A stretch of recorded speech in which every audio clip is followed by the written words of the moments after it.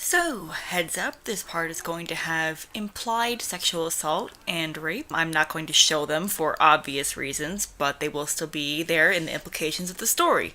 So, be careful. There's also some extreme violence in this that may make you squeamish. So, have fun. I'm sorry.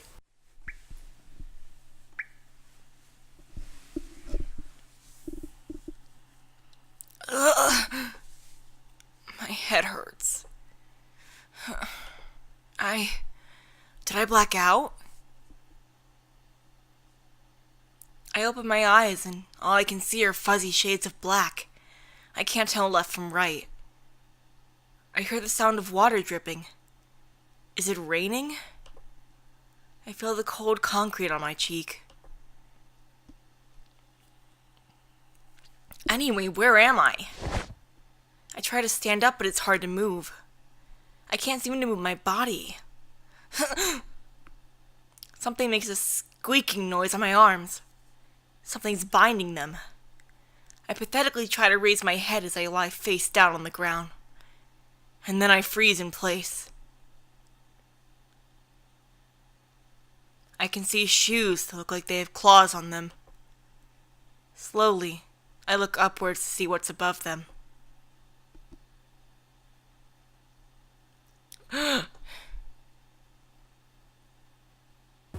That intimidating look. It's probably that giant man. He just waltzed into my home and then punched me in the gut. He looks at me and puts his pipe to his mouth. He breathes out a puff of smoke from his pipe and it floats through the air. Yeah, I remember. He took Granny. Where's Granny? What did you do with her? Answer me! I'm so angry I feel like I'm about to explode, and I quietly let out a growl. The man just watches me silently, and then stands up from the sofa. So I wonder what he will do next. He looms over me and pulls me up by my bangs. And ouch! An intense pain runs through my hair and causes my expression to warp. He ignores my pain and looks at my face. His eyes, they look like there's no light in them at all. Do you understand the situation you're in? He pulls my hair to the side and makes me face another direction. I see two filthy men standing there with machine guns in hand. The snap of my fingers. They'll swarm like bees and it'll be all over for you. It'll only take 5 seconds. He takes my silence as understanding and lets go of my hair. Ow! The violent thud, my chin hits the concrete. Ouch! I almost bit my tongue. At any rate, I'm in a real bad situation. Hey. The man calls out to his little henchmen and whispers something to them. They reply and leave. I'm in a serious pinch and desperately try to think of something.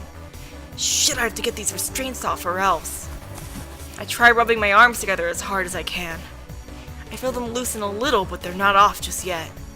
Is there anything by my feet? Check around. I feel the ground with my feet, but there's nothing there. Shit, I have to do something. While in all sorts of pain everywhere in my body, the sounds of many footsteps reverberate on the room's floor. A bunch of men holding machine guns come into the room. Do it. The giant man jerks his chin in my direction. What?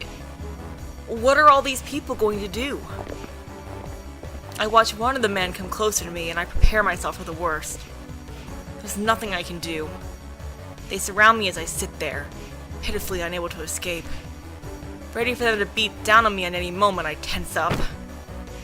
Someone starts to pull on my jacket.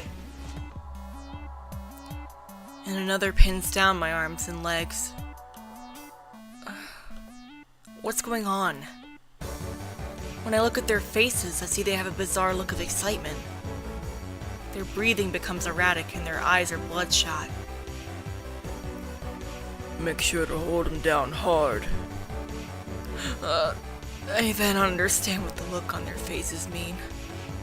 Stone cold shivers run down my spine with goosebumps joining them.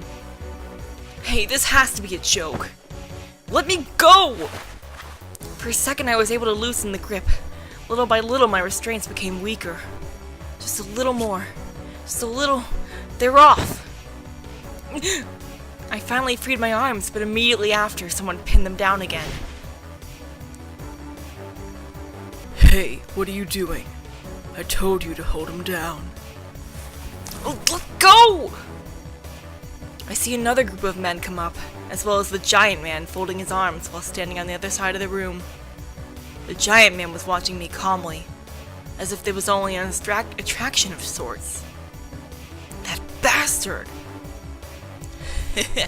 Don't hate us for this. We can't go against Mink-san's orders. Mink? Is that the man's name?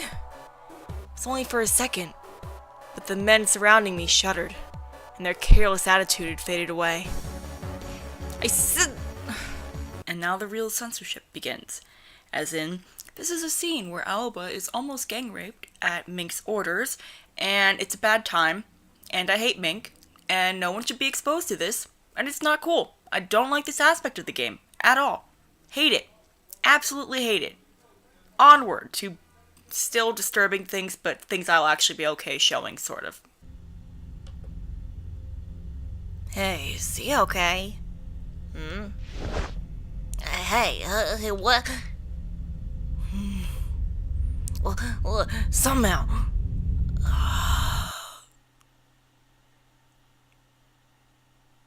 Disappear.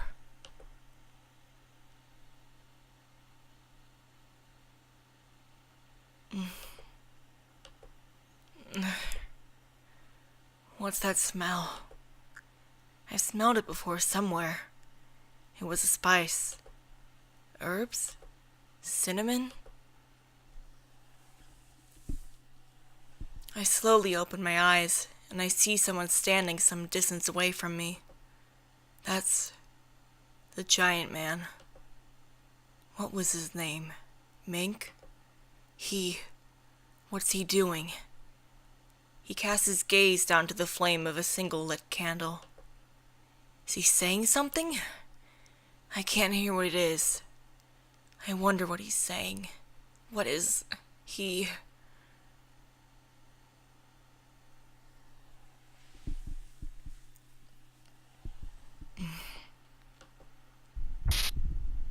Ow. Ow, ow, ow, ow. My head hurts. The sharp pain forces me awake, and I open my eyes to see a worn-out ceiling. Where is this? What happened to me? Right. I was about to be raped. What happened after that? I'm still wearing all my clothes. At any rate, this room is most likely a different one than before. Ow, ow. I had to take my pills. Wait, my bag. Where'd my bag go? Ren was in there too. I hear the sound of the door opening. Jump up and forget the pain for a moment. Who is it? Mink? So you're awake. A skinny, lanky man peers through the rusty iron door. When the man sees me, he smiles, and then he comes into the room. Who is this guy? How do you feel? It must have been traumatic to have people suddenly try and rape you. I know what's wrong with this guy, but what is wrong with this guy? What is wrong with this whole section of the game? I'm so angry. Goes because no one can go against Mink. I can't even tell what he's thinking. The man comes into the room alone. I glare at him and wave him away with a hand in my panic. I'm not going to do what Mink said, so don't be afraid, okay? Alba's your name, right? Who are you? Just like I thought. Alba from Junk Shop Habon, right? You know about Habon? Yeah, I used to go there to buy a lot of things a long time ago. He watches for my reaction and gives off a happy smile. In this situation, it's music to my ears to hear the shop's name. Since he was a customer, I almost want to be able to confide in him, but I can't do that. This guy is kind of weird. He's fidgeting and suspicious on top of that. It's so exciting to be able to meet you here. Yeah, right. Really? When I heard you were caught, I thought of something really good. I thought that we should get out of here. Are you serious? Well, of course. Isn't it a good idea? But aren't Mink's people all around here? It's fine. I'll do something about it. You'll do something about it? What exactly would you do? I said it'll be fine. So then how? You just can't stay quiet, can you? I said that it'd be fine, didn't I? Hanging on to me, the man's face suddenly changes, and he pulls out a gun. His eyes widen, and his mouth curls into a grin. Hey, it'll be fine. I'll get you out of here, so please, let me hear your voice more, okay? My voice?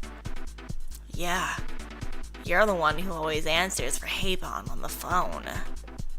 I found your voice so mesmerizing from the first time I heard it, you know? I would always call just so I could hear your voice. So he only came to the shop for that. There were so many people who called the shop for the same reason too. So he's just one of them. So make sure to let me hear even more of your many voices. I want to hear them, okay? He loads his gun and gets on his knees onto the bed. He pushes the gun to me, as if to gesture that I should lie down. Don't move. If you try to escape, I'll shoot. Whatever's fine. It's not too demanding.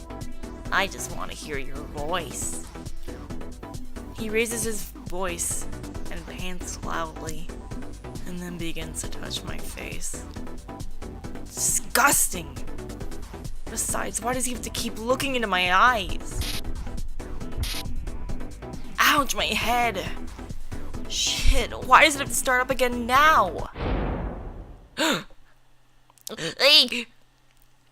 The door to the room flies open and the man turns around, face turning pale as a ghost, dropping his gun. The one standing there was Mink. What are you doing? Forgive me. Mink comes inside and grabs the jumbled man by the collar. Eek, I'm sorry. Get your ass over here. Ow! Mink grabs me by the arm and drags me off of the bed. Mink drags me and the man out of the room. The rest of the members in the hallway are all staring at us. We go through an open door at the end of the hallway, and enter the room I was taken to the first time. Even more members followed us in, adding to the ones already in the room, and it went dead silent inside. Mink violently thrashes my arm away, grabs the guy by the neck, and throws him to the ground. Mink-san, forgive me! The man, his face completely pale, looks up to Mink and then falls back on his butt and crawls away. Mink!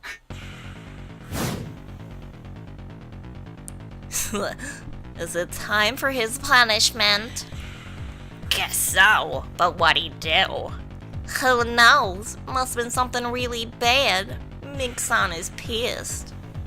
And that one over there, isn't that the guy he brought gonna get it too? Don't think so.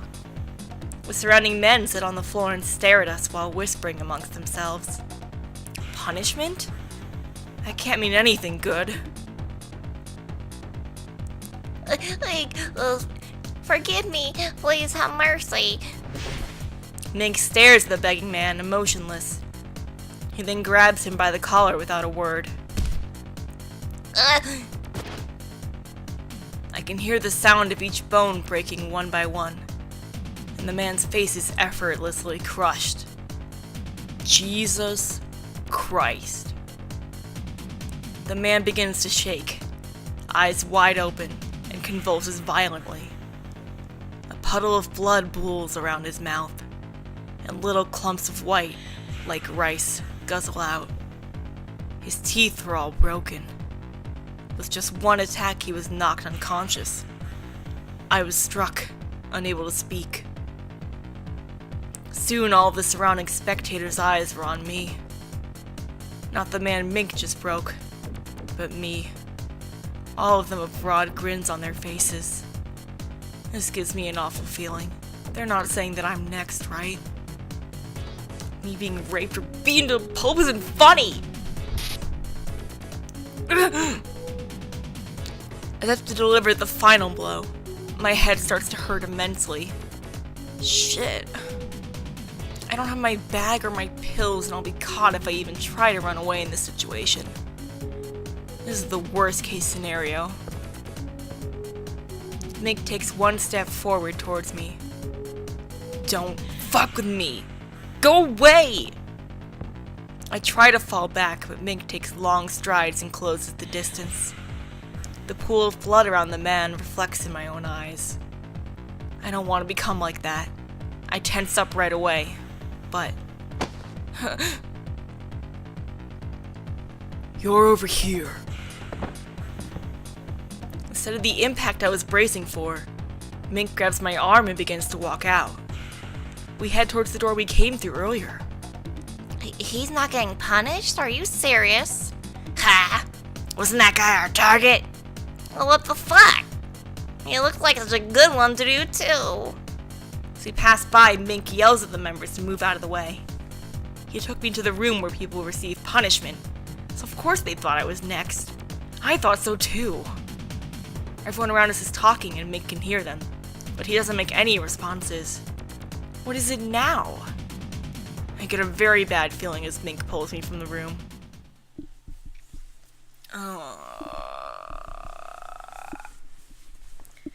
Mink faces me outside the room where I woke up just a while ago.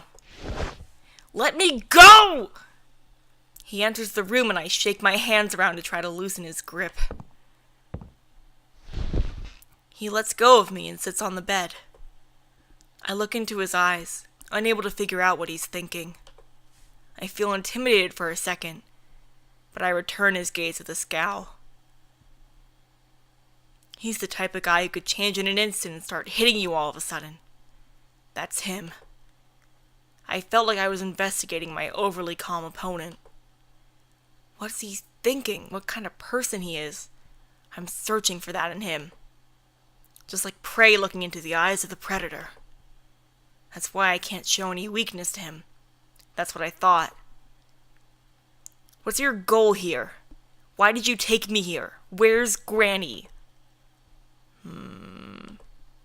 Why did you beat him down back there? Wasn't he just following the orders for you to attack me in the first place? So why? He was different. I said no one could enter that room. That was his punishment for disobeying. Different? It doesn't make a difference to me. What are you gonna do with me? Do you want to see me Your most prominent trait is a lack of self-awareness. Huh? I'll only say this one more time. I didn't beat that guy because he went in the room. It was because he did it without asking permission. He was seduced by your voice. My voice? I want to say that he didn't know what he was talking about, but instead I swallow my words. That man had some clear attachment to my voice. But why does Mink know? I wondered why he would dare to disobey my orders in the first place. I don't allow that. Those are the rules here. The more this conversation goes on, the less I understand. Why do you know about how my voice sounds? Answer me. Tell me what happened to Granny. I don't know. You were my primary objective. What? His primary objective? Then what about her? My vision blanks out and Mink pulls something from his breast pocket and waves it around. It's this. In Mink's hand is my medicine. I immediately reach out for it, but he quickly pulls it away. Give it! Answer my question. It's just medicine for my headaches. Seems like you're not the kind of guy who gives convincing answers. Granny is a pharmacist and I don't know anything else. You're just like a junkie. Huh? Mink puts it back in his breast pocket and stands up from the bed. He opens the door, and in the hallway there are people talking. 2 men come into the room shortly after. They're dragging something along and they drop it off in the room. They dropped off a person. They're 2 men dressed in black clothes face down on the floor. I take a better look at them and can tell they're faintly breathing. Look at their necks. Necks? I examine the necks of the 2 men writhing on the floor. It's Morphine's tag art! And even their previous tags have been painted out? A different pattern barely shows through. This must be my imagination. Dry juice. One of the men rolls over on his side and I can see his face. I know him. This guy's from Dry Juice. It seems they came to your house before we did. Everyone else was already gone, and these 2 were the only 2 left. So now you know, we have nothing to do with your grandmother. But she's... I don't know. We're tracking down the other members right now. Really? Then... Before that, we need to come to an agreement here. I already told you earlier that you were my objective. I took you here, 'cause I needed to be sure about something. I had the general gist of it. You're going to do whatever I tell you to do. Once you agree, I'll help you with this stupid-ass job. My job? I'm saying I'll help you search for your grandmother. I find it hard to believe that he actually said that. He might have just set this whole thing up. He made me go through something awful. There's no way I could believe this. But even if he was lying, there's no explanation why morphine, why this happened to Dry Juice, why the tag art was painted over. There's no way he could have conjured that up in such a short time. If you don't believe me, then you can go search for her by yourself. Go ahead. It's frustrating, but I can't think of any way to find her by myself. And if her disappearance had to do with morphine...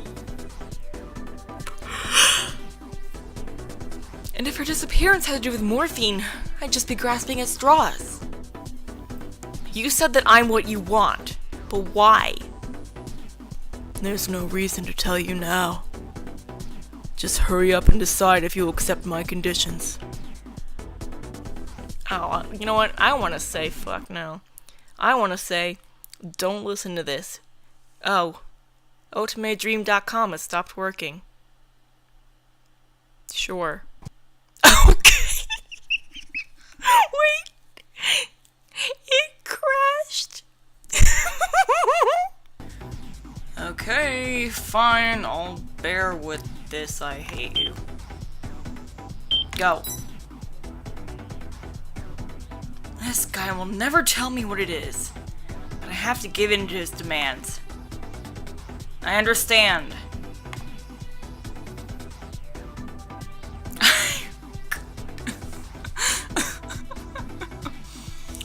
We're leaving as soon as possible. Get ready. Hi guys, I left off in the middle of a scene several months ago, and now I'm back here and I have no idea how to do Mink's voice, so bear with me. We're leaving as soon as possible. Get ready. Mink takes the medication I take for my headaches out of his breast pocket and throws it to me. That takes me by surprise and I barely catch it. If I take this, then my headaches will calm down. And he said to get ready. Oh yeah, where's my bag? Mink leaves the room. Good. And as if to switch places with him, a colorful cockatoo comes in. He leaves something near my legs. Oh, my bag! It's your stuff. Take it. The cockatoo flaps his wings and speaks to me in a dandy voice. Of course, it's an all-mate, not a real bird. I've seen this bird somewhere before. I'm pretty sure he was resting on Mink's shoulder. Are you Mink's all-mate? I am. He replies and flaps his wings again before quickly leaving through the door.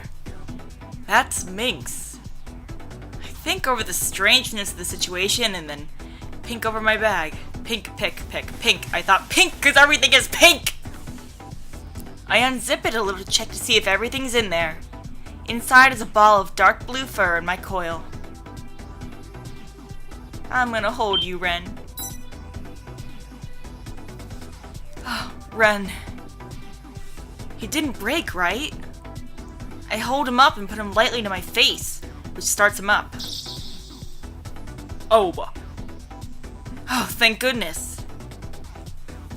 I see Ren open his eyes and let out a sigh of relief. Are you okay? Any problems anywhere? No. I see. I'll examine you later just to make sure.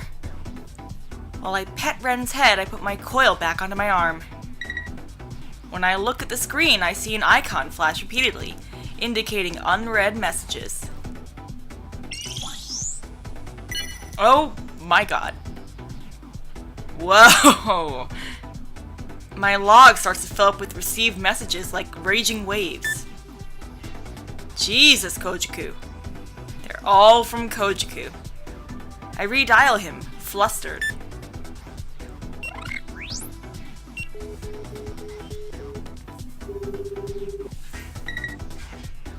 Oh! Yeah. Where have you been? Sorry. I was so worried. You weren't picking up at all. Some things happen, but I'm going home now, so we'll talk later. Got it. I'm on Haybon right now, so go there. Okay. Hearing Kojiku's voice bounced me back to reality in an instant. With Dry Juice and Granny gone, and even being dragged here, outrageous things keep happening one after the other. By now I'm feeling numb to it. But this is reality. And they'll keep happening. I should go. I took some of my meds for headaches, picked up my bag and left the room.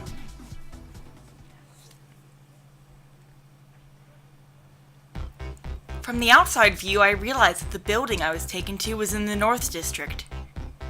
I leave the building and face the direction of the East District. I don't know how much time I spent in that gloomy building, but the sun was high up in the sky as I left. Mink traveled through back streets rather than the main ones. It's like he doesn't want to be seen by too many people. For a person like him, there might be a reason he doesn't want to be seen. The headaches calmed down considerably, but I'm not in top shape and walk slowly. A distance starts to open up between Mink and I. We turn a bunch of corners and I find myself about to lose sight of the beck I'm supposed to follow. Be patient. Suddenly I feel very miserable. Why am I chasing after this guy as if my life depended on it? No, it was different. This was all to save Granny. That's what I tell myself.